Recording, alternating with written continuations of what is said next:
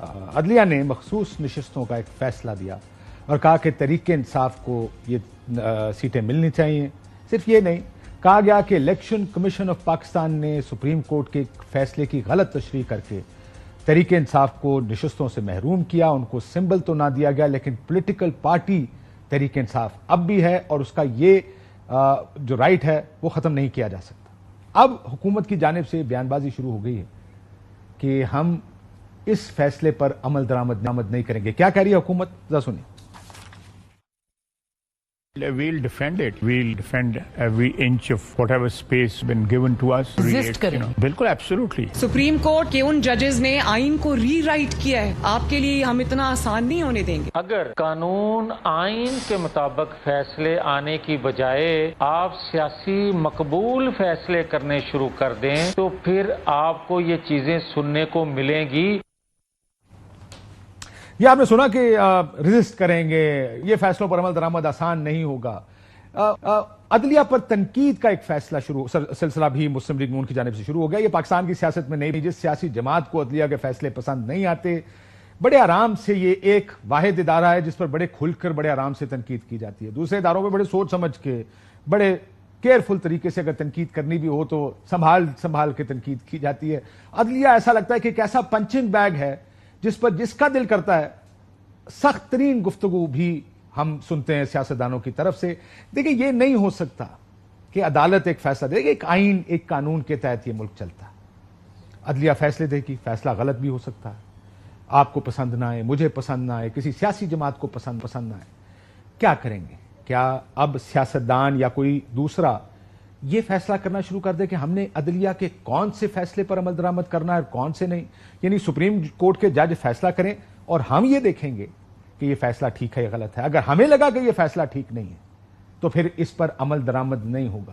اس سے پہلے پنجاب اور خیبر پختونخوا کے الیکشنز, اس کے بارے میں بھی عدلیہ نے فیصلہ دیا تھا لیکن کیونکہ اس وقت سیاسی طور پر سوٹ کرتا تھا اس لیے اس وقت اس فیصلے پر بھی عمل درآمد نہیں کیا گیا. اب کس قسم کے بیانات دیے جا رہے ہیں ذرا سنیں.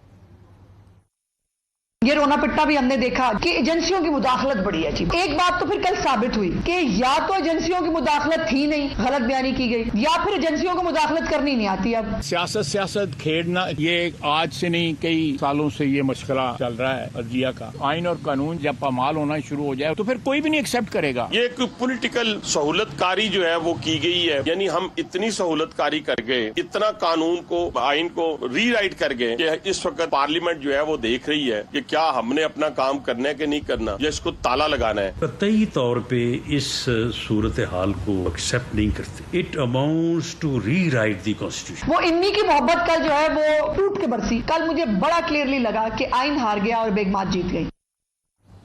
Some very rough language.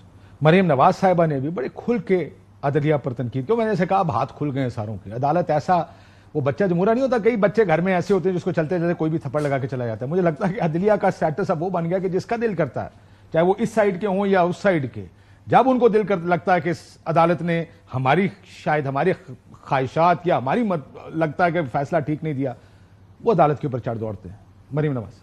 چند افراد کا ایک ٹولہ بیٹھ کر کوئی ایسے فیصلے کر دیتا ہے جس سے ترقی کا جو عمل ہے یا وہ رک جاتا ہے یا وہ ریورس ہو جاتا ہے. سپریم کورٹ کے ان ججز نے آئین کو ری رائٹ کیا ہے. آپ کے لیے ہم اتنا آسان نہیں ہونے دیں گے. انشاءاللہ تعالی یہ حکومت 5 سال پورے کرے گی, اور اگر کسی نے اس کو ڈی سٹیبلائز کرنے کی کوشش کی تو اس کے ساتھ آئینی ہاتھوں سے نپٹا جائے. آپ کو ضمیر کے مطابق فیصلے نہیں کرنے ہوتے, آپ کو آئین اور قانون کے مطابق فیصلے کرنے ہوتے. اگر آپ کا ضمیر بکا ہوا ہے تو ہم کیا کر سکتے؟ بہت ہو گیا, 76 سال ہو گئے ہم انہی چیزوں میں الجھے ہوئے. اب یہ مزید نہ برداشت ہوگا اور نہ کرنا چاہیے. تو میں تو بولوں گی میرا ملک ہے, مجھے تکلیف ہوتی ہے, آپ سب کو بھی بولنا چاہیے. بالکل ہم سب کا ملک ہے, مریم نواز صاحبہ کا بھی ملک ہے. 5 سال حکومت نے پورے کرنے ہیں, لیکن حکومت بنی کیسے؟ ان الیکشنز میں کیا ہوا؟ کاش کہ صرف ایک ادارے کو دیکھنے کی بجائے وہ جو دوسرا ادارہ ہے جس میں ایک حکومت بنی ہے اور اس حکومت کو بنایا کیسے گیا ہے مریم نواز صاحبہ, اس کو بھی دیکھیں. اس کے بارے میں بھی کہیں کہ 76 سال ہو گئے اس ملک میں یہ ہوتے, اب ہم یہ نہیں کرنے دیں گے. لیکن یہ صرف اس وقت کہتے ہیں جب یہ ریسیونگ اینڈ پر ہوں, کیونکہ اب یہ پوری بساط ان کے لیے بچھائی گئی ہے. وہ فارم 47 کی حکومت ان کے لیے بنائی گئی ہے, اس لیے عدالت غلط ہے. لیکن جس طریقے سے یہ حکومتیں بن رہی ہیں وہ سارا حکومت بنانے کا نظام بالکل ٹھیک ہے اور اس کو آؤٹ آف دا وے جا کے یہ ڈیفینڈ بھی کرتے ہیں. آخر میں آج سلمان اکمل راجہ صاحب نے پھر کل یہ بات ہوئی کہ عمران خان صاحب نے یہ کہا کہ 9 مئی کی جو کال تھی پرامن احتجاج کی کال انہوں نے خود دی تھی. سلمان صاحب نے کہا کہ یہ غلط ہے لیکن ساتھ یہ کہا کہ 9 مئی کا فیصلہ کہ جی ایچ کیو کے سامنے احتجاج ہوگا پارٹی کا فیصلہ تھا. اس کے کیا نتائج ہوں گے ذرا سنیے پہلے کیا کہا سلمان اکمل راجہ.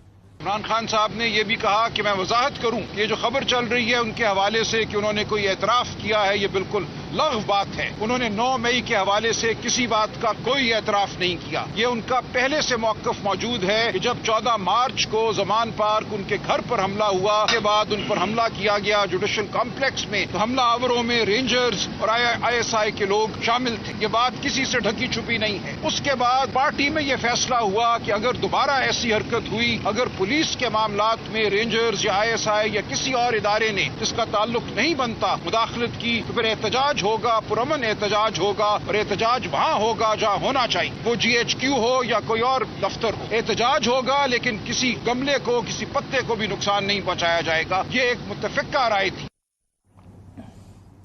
یہ 9 مئی کے بارے میں کیا اس سے مشکلات اب بڑھ جائیں گی؟ فیصل واڈا صاحب ہمارے ساتھ ابھی موجود ہیں. زین قریشی صاحب تحریک انصاف کے MNA. قریشی صاحب آپ کا بھی بہت بہت شکریہ. تھوڑی دیر میں طارق فضل چودھری صاحب بھی ہمیں جوائن کریں گے.